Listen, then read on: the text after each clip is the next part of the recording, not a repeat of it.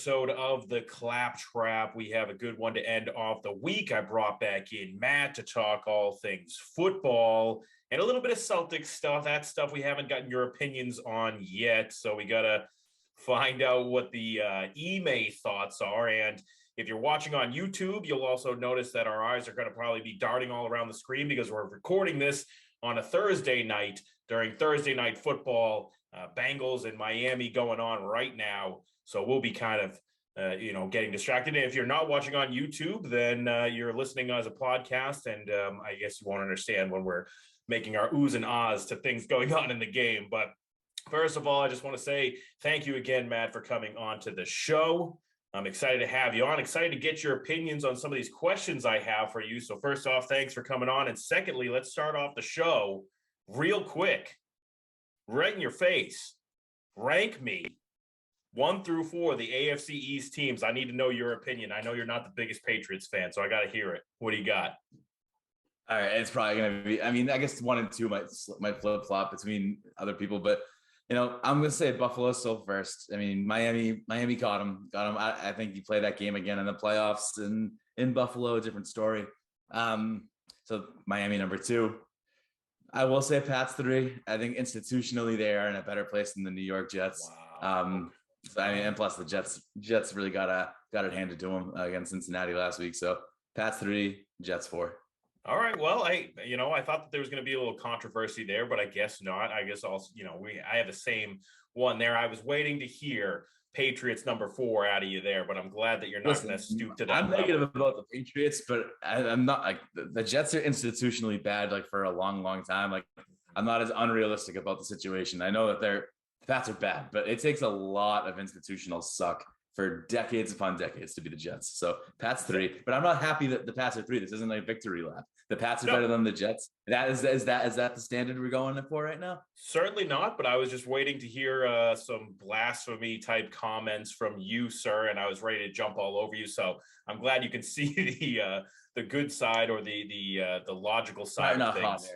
And you understand what's going on. But it was also just to be able to talk about the fact that the Dolphins did beat the Bills last week, as you alluded to, and they are now 3-0. The only team in the AFC that's 3-0 beat the Bills there. So you just kind of said it already. You don't think that this would happen again or in a playoff atmosphere when it's the big time stuff. I mean, they had wobbly leg Tua out there with a concussion, ended up beating them at the end of the day. You don't think that the Dolphins showed you a little something? They showed something, but I will say I am mildly scared about the Bills defense. I mean, as we're watching it right here, the Bengals just marched down the field their first drive. They've lost a lot of guys, and they've lost a few in their safety for the year. So the offense is unbelievable. I think Josh Allen and crew are going to be all right, but yeah, I mean that the injuries on that defense, that's borderline. Are you a Super Bowl team or not?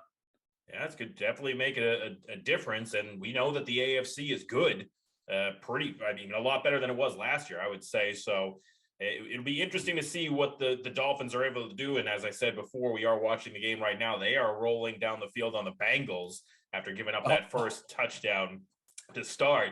And so we're watching along with that. But you have one other team that's also undefeated in the season so far, and that's the Philadelphia Eagles. But I got to ask, do you find either of these teams, we kind of already answered it with the Dolphins, do you find either of these 3-0 teams, the only undefeated teams left, to be legit as top tier teams, or is it too early to tell in your opinion?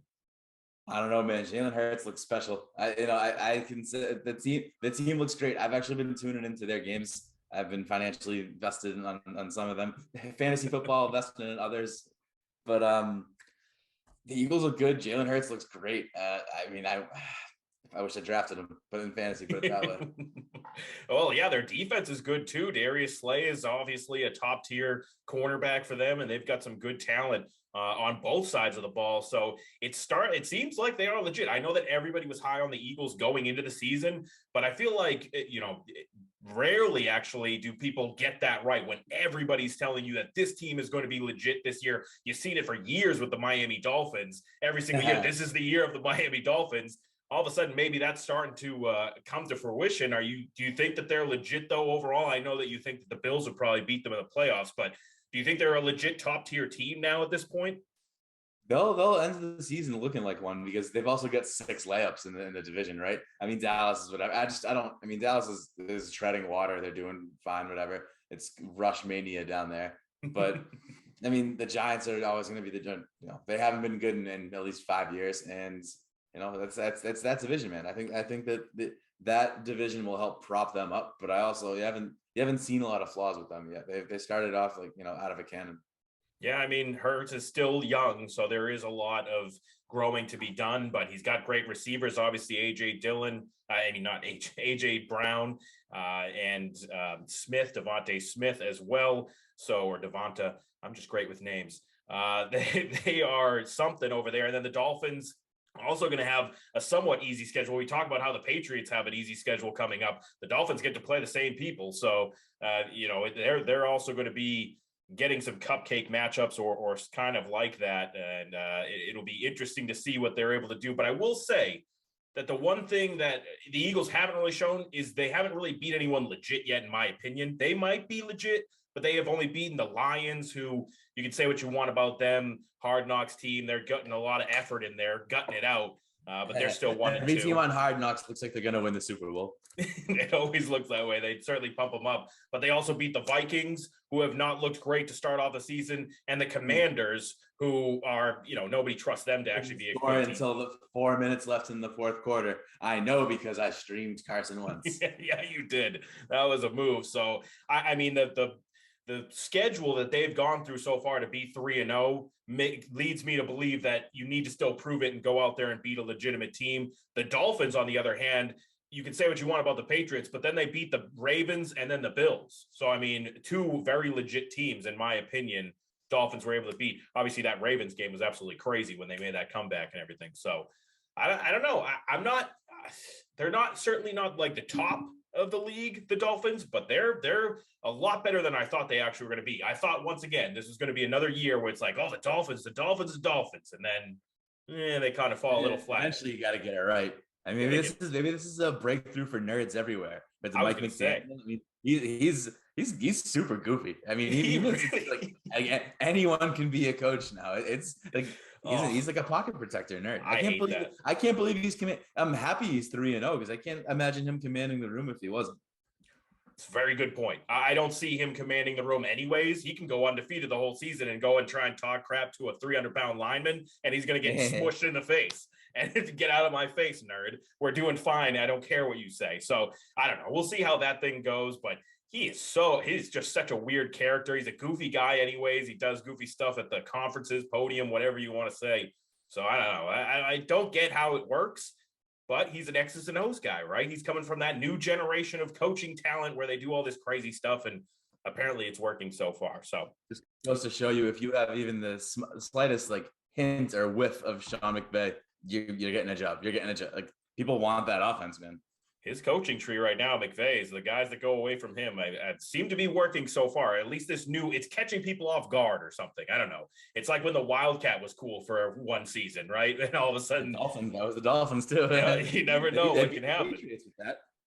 That'd be nice. Who was the runner? Was it Ronnie Brown? Was that Ronnie Brown days? Oh yeah, when they were running that, he was quite the guy there. Just Joe Mixon gets another rushing attempt there, I think, for you. So not too great. Just so people understand. What I just need is P. Ryan to get 7 yards receiving. There we go. We got Matt tonight. Yeah. He's got Joe Mixon under 17 rushing attempts and Samaje P. Ryan at over 6.5 receiving yards. I went with Joey Burrow to get 300 or more passing yards, and for the Bengals to win with a -3.5 spread as well. So as a little parlay there. So we'll see how this goes throughout the night. We'll be watching, of course. But as you said, there are teams that are trying to do crazy things there, including the Patriots trying to switch up their system and getting to more of that, I guess, implement that either West Coast style or whatever you want to call it with the new McVay stuff and everything like that. But now we're dealing with the big issue of Mac Jones being potentially injured. I'm getting all these reports too today that it's like he's at practice and he's trying to go this weekend, and there's no way that he's going to be able to go. First of all, you don't believe that, right? There's no way that he's actually going to play after he was screaming on the ground, and it looked bad too if you watch the injury as well. So you don't trust that, do you? I mean, dirty hit rolled up on him and Seriously, like pancaked him, I should say. Yeah, it was And bad. I mean, honestly, like I hate the fact that the Patriots will continue. Like, I don't even know how this isn't illegal in the reporting of your injuries, like on the depth chart. Like, I know there's this controversy about surgery, not surgery, but like, what are you really going to gain? You're a 10-point underdog. You're really going to gain an advantage, Bill, by who's going to be your quarterback? We know it's not Mac, so I can't stand this stuff. And you got to disclose all this stuff on the injury report. I hope they slap the Patriots with a fine for it. Honest to God. I think that it's actually very telling that they're not going to put him on the injury report because they haven't done it yet. Because Patriots are notorious for just using every single one of their roster spots, right? So if they knew he was going to go on IR, they're going to do it faster or ahead of time so they could use that IR spot for a 15th special teamer or something on the team, right? So I think that that's kind of telling that they're not going to put him on IR at this point. He's going to try and work things out. He's not going to have the surgery, but there's no chance he's coming back. And I wouldn't want him to come back. I don't care if you tape the thing up and shoot him up with everything that you can legally do. I don't want him out there. I think that would be a terrible idea after what looked like a very painful injury on arguably a dirty hit. So I don't know. Yeah, he definitely took some liberties, and that I don't even know who was the lineman that took him down. I forget who it was. Some fatty. I don't know. Whatever he was doing was the wrong thing to do. Yeah, I'm going to get him. I'm mad at him right now.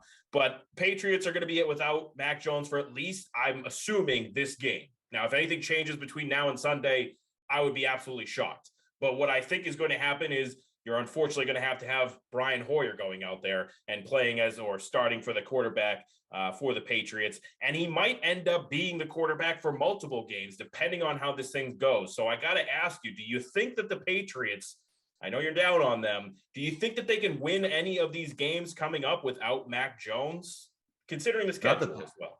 Not the pack, but I know they've got sort of nothing's a cakewalk for this team. You can't assume wins but I mean, going to go to 1-3, but if you pull off, you go 3-1 after that, you have the right schedule to do it. So now you're talking about you're 4-4, you're in the thick of it. I mean, you're probably going to end up crapping your pants like you did late last year, but you can get some momentum. And this Hoyer, I never have faith in Hoyer. I can rant, and I remember watching that Houston Texans game, that playoff game, that he threw 5 picks in like the first half. Like, I think the 6th one came right in the beginning of the third quarter. So, and then we want to talk more recently. I remember I was listening to this game. I wasn't even watching it when he was playing against the Chiefs, and he completely just blew that game too. So I don't know. I don't have a lot of faith. I mean, and if you have a game manager, that does you well when you have a good roster, when you have solid coaching. A game manager can sort of just move things along because everything else around him is good, is doing well. That's not the case with this team. So, I mean, can they go 3-1? Sure. I don't know, Matt. You might see this thing start to unravel pretty quick if Hoyer can't get the ball out of his hands. If you have to go to Zappy, and then Mac doesn't want to come back because the season's already lost, this thing could unravel pretty quick.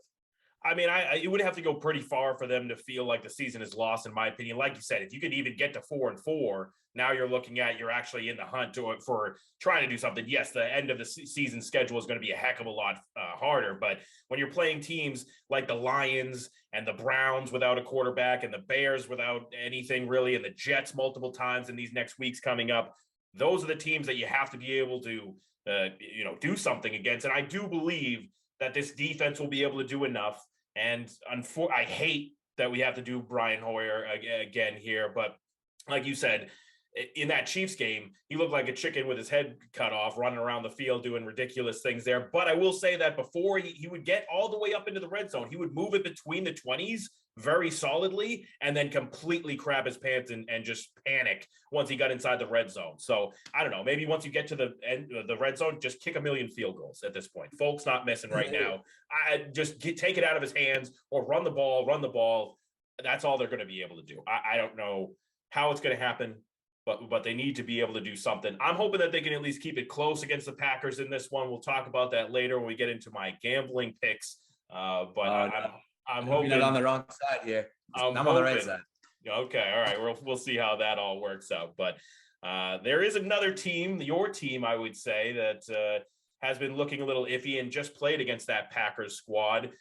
In the Buccaneers, Tom Brady and that offense is looking a little shaky so far. So I got to ask, after that game against the Packers, where they did end up finally scoring a touchdown at the end, but through the majority of that game, they looked very bad on the offensive side. The defense is great. Don't get me wrong. Are you worried at all about the Buccaneers and Tom Brady's season this season? Yeah, mostly because I mean, you hear all the stuff that's coming out lately. It's the split's official. He's took that week, that 11 days leading up to the season to go take the kids on vacation by himself. Yeah, I'm a little worried. Plus, I mean, the offense is depleted. I mean, there's injuries on both sides of the ball. Yeah, I think he's regretting coming back. I'm gonna be honest. I think he's regretting coming back. He could have just walked away and just been like, "Oh, I'm 1 for 2." You know, after leaving New England, could have hung it up. The whole obviously that retirement was just a weird thing, but yeah, I mean, I'm a little bit concerned about the Bucks. I'm not gonna lie. I mean, they arguably didn't deserve to score a touchdown at all last week. That was well after the play clock when he got that pass off. So they got lucky, but I guess ball don't lie when they didn't get the 2-point conversion. There you go.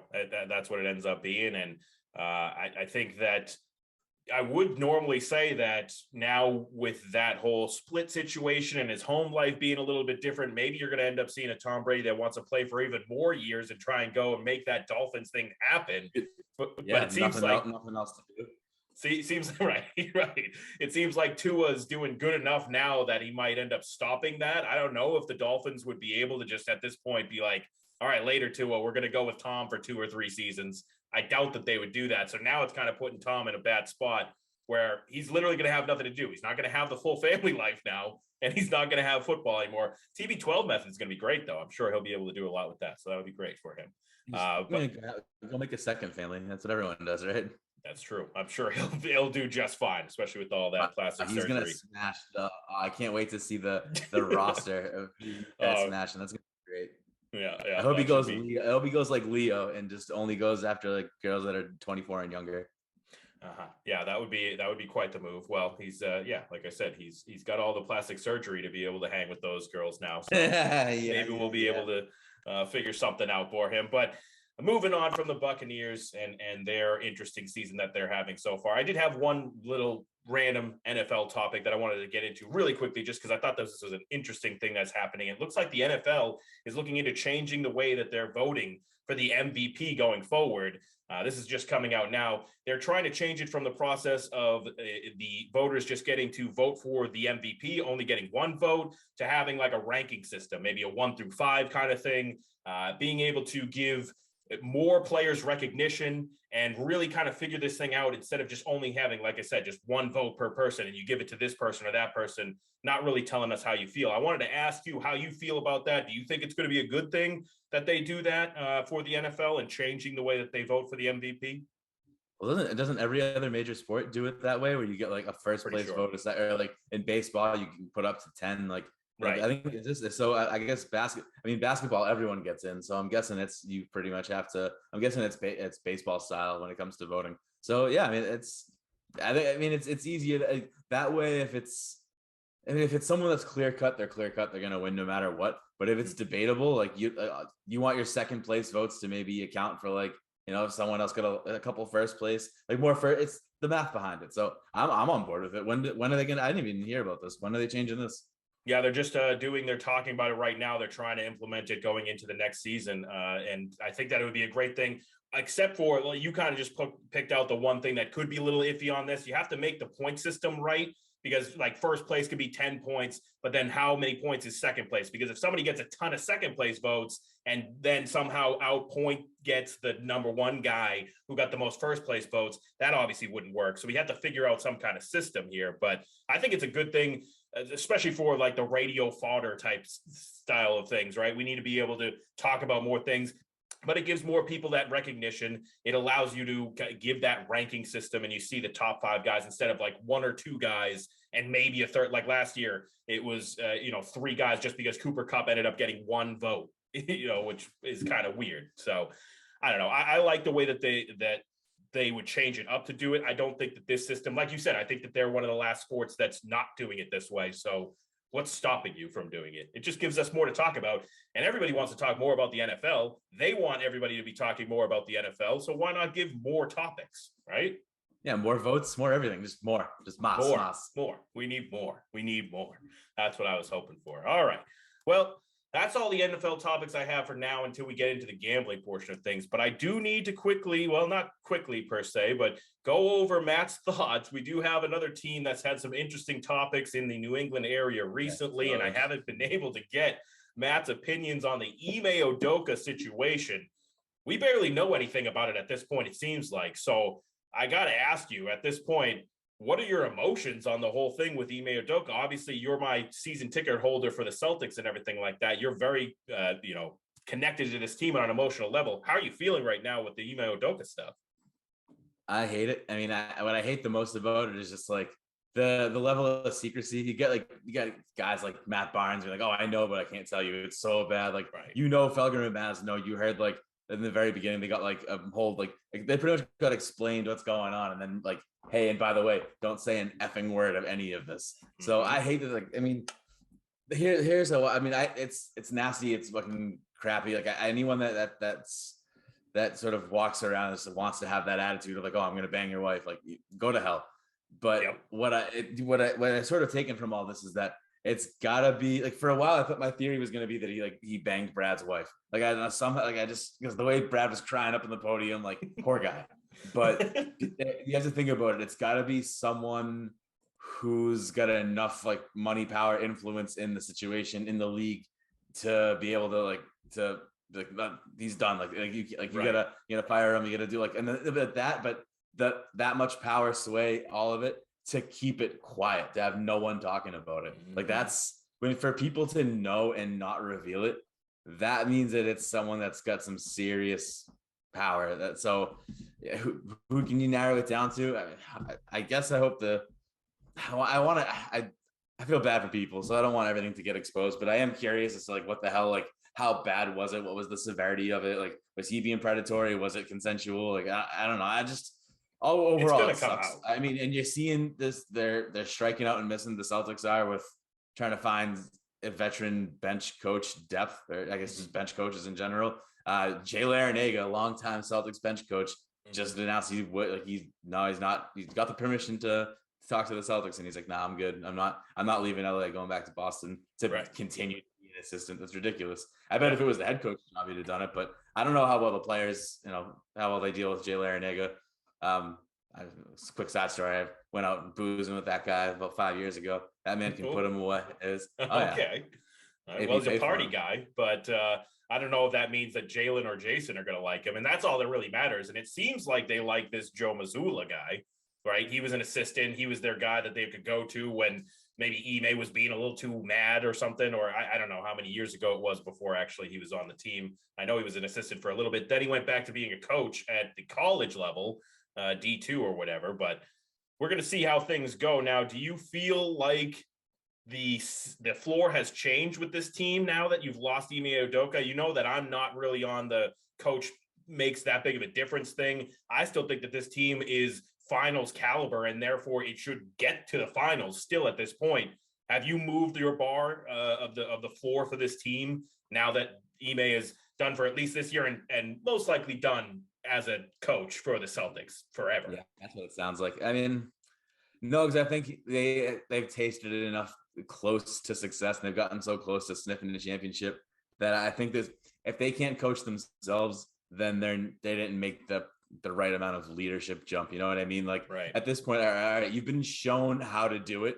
Like if you can't mimic what you just saw, then you're probably not a superstar. You're probably not championship material if you can't now go do it. So no, I mean, my expectations haven't changed. I'm not going to excuse make. I'm not going to lower my own expectations as a fan, as a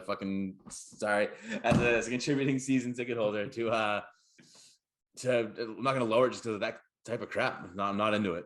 Yeah. No, it shouldn't be that way.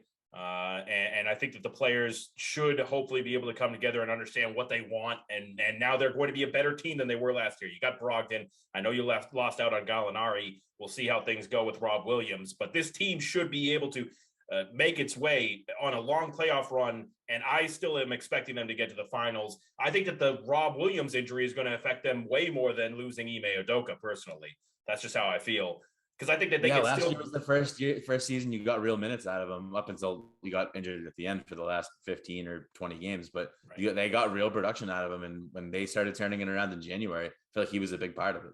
Yeah, no, he definitely was, and so we hope the best for him. But I don't really feel, but you guys know from listening to me, I don't really feel like the coach makes a huge difference. I think as long as they like the guy, and it seems like they like this Joe Mazzulla guy. So we're going to find out the answer to the question that I've had for years now. Doesn't even matter if the coach is this guy or that guy. If they all buy in, then that's what it's going to be. So I don't know how it's going to be. The only thing that I'm really still shocked about is how little the players are letting on that they were told about this whole situation. Because as we know in the NBA, it's a player-driven league. It's a player-run league. So I would have assumed that, and I'm actually still assuming that the only reason he's gotten a 1-year suspension and not just later we're canning you is because they went to the players and they were like, we can't really tell you everything that's going on, but it's basically this, this, and this. We're planning to get rid of him. And the players were like, whoa, you can't get rid of him for that. We want him back. So I don't know. Do you feel like, are you shocked at all by the fact that they're letting on that they don't know anything about this when they have to know something, right? No, it's gotta, because whoever it was, it's gotta be that Maybe. important, that rich, that powerful to keep this whole thing under the rug. And no one wants to talk ill about owners, because like no one's gonna want to give you a contract at the end of the day if you're sitting there bad mouthing ownership. I mean, so I guess. I mean, I had a point, kind of lost it in midair, but I don't know. I just,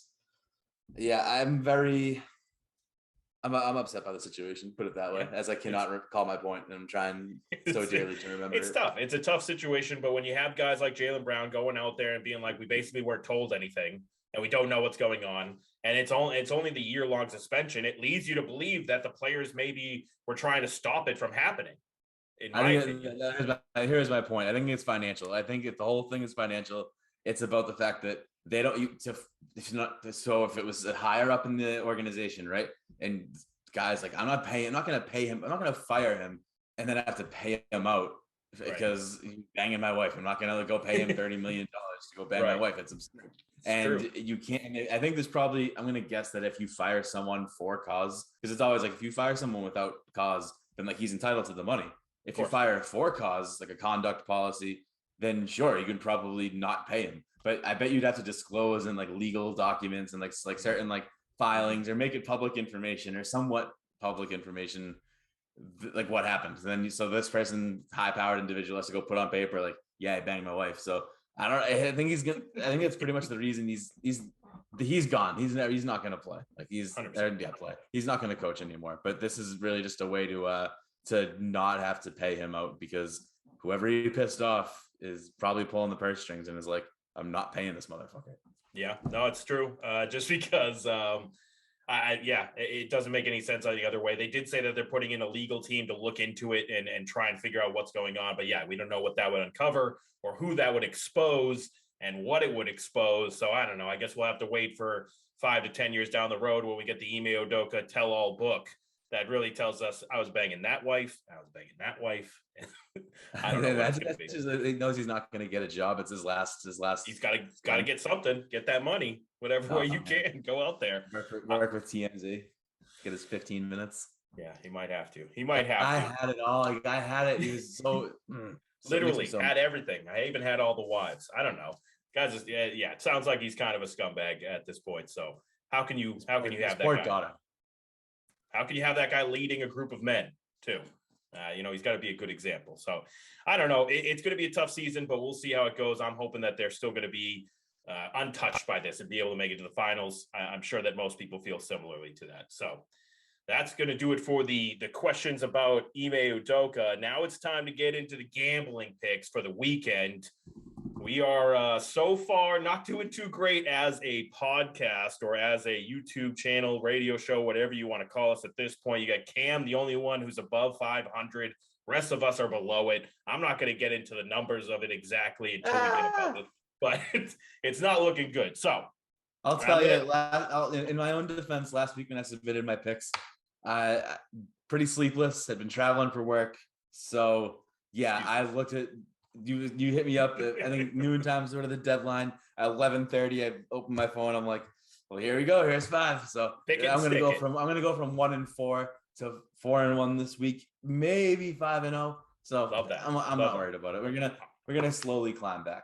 All right. Well, hey, with that in mind, after you finish your drink of water there, why don't you give us your picks to start it off, and we'll see what this amazing card of yours is going to look like. Listen, hydration is super important. It's why I have gallons up here. I keep gallons of water on. I mean, oh, that's cute. All right. Minnesota -3. I believe this is the London game. I just think Minnesota's got it. They're better suited to win this game. So I'm gonna go with Minnesota. As simple as that. I love that early game too. I can't wait to wake. When I was living in Denver, it was the best because that was like 9:30, I think, or like it was like 7:30 or whatever it was. It was amazing. Right. It was a 7:30 game, so you just roll out of bed like you're already like halfway in the first quarter. You don't have to go a second in the day without football. It's lovely. I do love that.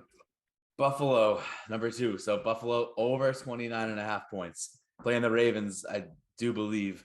And if the Patriots just put up almost, I think they put up close to 29 or whatever it was against the Ravens, and that team sucks. So the Bills are going to put up far more than 29. They're going to, that game, book that one. That's the lock of the week. 30 points, easy. Okay. Houston +5. I'm doing this one because I've liked the Texans lately. I like Davis Mills. I also think this is a trap number at 5. Last week, I can't help but remember that the Colts were +5, and I'm sure everyone lost their survivor pools. I lost that bet. So I'm thinking that +5 is the trap, and I'm not falling into the trap this time. No siree. Okay. All right. Last 2. Same game. Maybe you do a same game parlay if you're feeling frisky. Ooh, okay. And I love the fact that this just went down from 10 to 9.5. Give me the pack -9.5. That's easy money. And this one's juicy. I think this one's it's like +130 the way it's listed right now. And you can't really buy a point with it, but it's the Patriots under 13.5. I'd love to see it at 14.5. So if for those of you that are taking my advice and waiting till Sunday to place bets, maybe wait to see if it moves. But in the event that no one is, in the event that I'm putting this pick in, I'll take the juiciness and give me under 13.5. All right. Hey, well, you got your feelings on that one, and certainly Patriots have not looked good, so it makes sense. But we'll see how that works out for you in the long run. Like you said, you're going to flip it around. You're going to go 4-1 instead of 1-4 or something like that, right? So good picks out of you. A couple good weeks. All right. Well, engage more, Yes, I like that. So, you know what? Hey, before we get into my picks, let's do a voicemail pick first. We'll get hey y'all, it's Cam. Get the mood in. Actually, I don't know if we're gonna get a good mood though here because Cam has been down with COVID lately, so his energy is probably not going to be that high right now. We'll see how this goes. Who did this to him? Who gave him COVID? Who done it? Hey y'all, it's Cam Maida with the picks for the week. I got all 5 in college this week. We'll start with TCU +7 versus Oklahoma. Oklahoma has a bad run defense, and TCU's been very good running the ball so far. So I think they can keep it close. Next is NC State +7 against Clemson. I think these teams are very even, and 7 is way too many points. Next is Old Dominion +4 against Liberty. I actually think Old Dominion's a better team and they'll win, so I'll definitely take the 4 points. Next is Duke -2 versus Virginia. Virginia's been bad on offense, and Duke has been one of the most improved defenses in the country so far.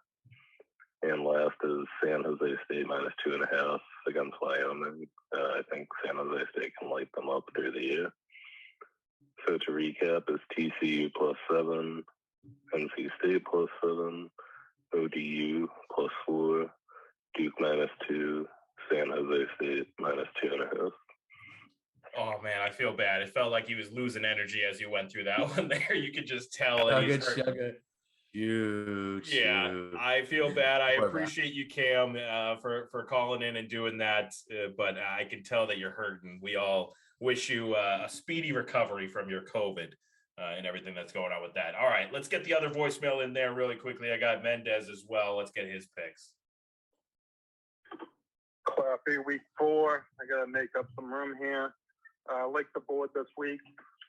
First play, Javonte Williams, your boy, over 50 and a half rushing yards versus the Raiders. Melvin Gordon's been banged up all week with a neck injury. Javonte, he's just too good. The cream always rises to the top. Raiders can't stop anyone. I love that. That's a low number. You might not see that number the rest of the year. Number 2, Jonathan Taylor, over 92 and a half rushing yards versus the Titans. I think they're really going to establish the run. Taylor, it's been balled up the last 2 games. I think he's going to explode. Number 3, I like Travis Etienne, over 16 and a half receiving yards versus the Eagles. Eagles have a good defense. Lawrence is going to be under pressure a lot. They have shut down corners. I think a lot of dump downs to Etienne. He's hit that number 2 out of the last 3 games. Number 4, I love Derek Carr under 272 and a half passing yards against the Broncos. The Ravens just don't know what's going on right now. They haven't figured it out. Renfro's out again. Denver, and their offense hasn't been doing good, but their defense has been legit. I'll take the under on that. And the last one, this line might move, so I would grab it now. Goff, under 261 and a half passing yards against Seattle. So, everyone's going to take the over, but he's going to be missing DeAndre Swift. He's going to be missing Amon-Ra St. Brown and possibly DJ Chark. Goff, he is what he is with what's around him. He's not going to have much to throw to. I think they might just try to run the ball. It'll be an ugly game. So if you can grab that before the line moves, I'd do that. All right, later.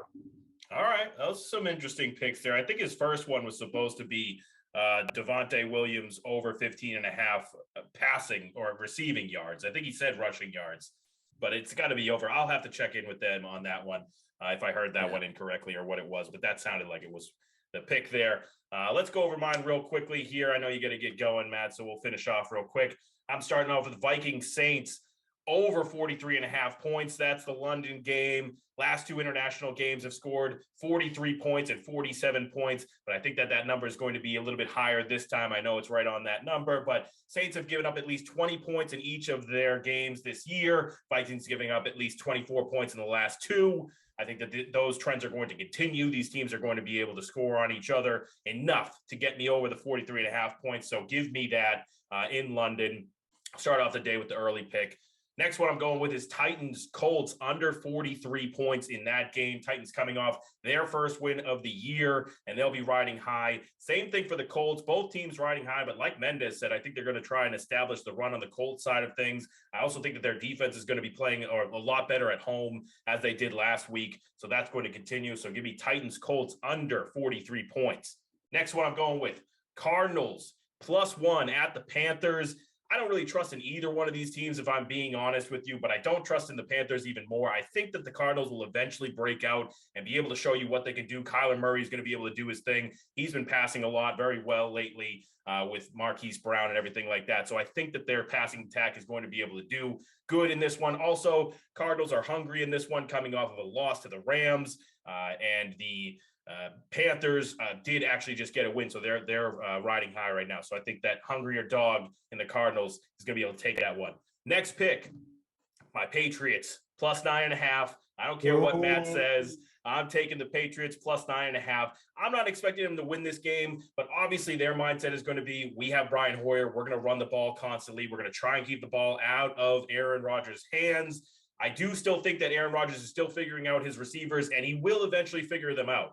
But it is very early in the season still. I think that the Patriots are going to be able to slow them down enough to keep us within that 9.5 points. Once again, I don't think that they're going to win, but I think that they'll be able to cover the points. All right, last pick I'm going to go with is Chiefs -1 at the Buccaneers. In this one, I think that the Chiefs are the first real offense that the Bucs defense is going to have to face this season. They are legit. The Chiefs figuring their stuff out. Patrick Mahomes is doing well, even without Tyreek Hill. I'm not really convinced on the Chiefs defense per se, but I think that they'll be able to do enough offensively to win this game here. I'm still not even sure as well about the whole hurricane situation. I think I saw some reports, or at least Tom Brady tweeting about the fact that he's going to be able to go back to Tampa Bay, but I don't know if this game is actually going to be played in Tampa. So it might end up being that, it's not going to be a real home field advantage for the Bucs anyways. So give me the Chiefs on the road.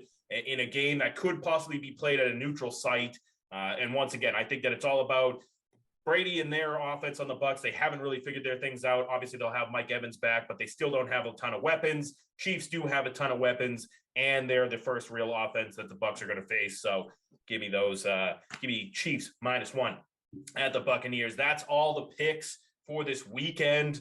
We'll see if the guys, if we can all get back on track here. We got to have a good week. I actually, at this early in the season, I'm not rooting against anybody's picks. I want everybody to hit on all their picks. I want this show to be able to give out good winners for everybody. Later on in the year, I'll start rooting against your picks when I want to actually win the competition. But right now, I'm rooting for everybody to do good. So I hope you have a 4-1 week. I hope I have a 4-1 week. I hope we all do good. I know that we can't do the same thing on the Patriots game there. Obviously, you took the Packers. I took the Patriots. That'll be the one where we go a little negative on against each other. But otherwise, some good picks overall. We had It's Cam just barely squeaking in there with his energy levels.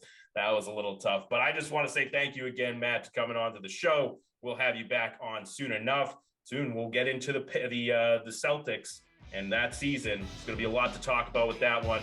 Obviously, more to talk about with the Patriots. So thank you again. We'll certainly talk to you soon. Thanks, bud. Happy to do it.